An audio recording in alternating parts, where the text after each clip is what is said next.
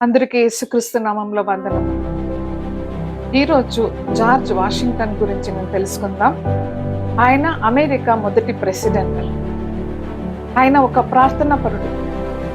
ఆయన సమయంలో ఒక యుద్ధం జరిగిందని, యుద్ధంని ఆయనే నాయకుడిగా ఉండి నడిపించారు.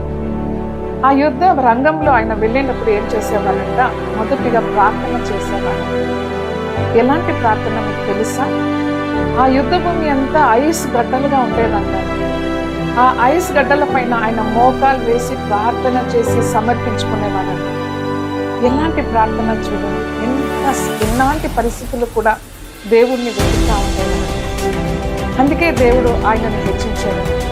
దేవుడు వాక్యం ఇలాగా సెలవిస్తుంది. 1 పేతురు 5:6 దేవుడు తగిన సమయం ముందు మిమ్మల్ని హెచ్చించినట్లు ఆయన బలిష్టమైన చేతి క్రింద దీన మనసులై ఉంది.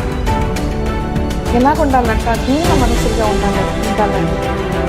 దేవుడు మమ్మల్ని హెచ్చించే వరకు ఆయన చేతి క్రింద మమ్మల్ని ఏం చేసుకోవాలంట?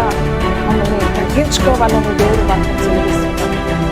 ఎవరంతా దేవుడి ముందు తమని తగ్గించుకుంటారో వాళ్ళని దేవుడు హెచ్చిస్తారు. దేవుడు మిమ్మల్ని దీవించుకుంటారు. ఆమేన్.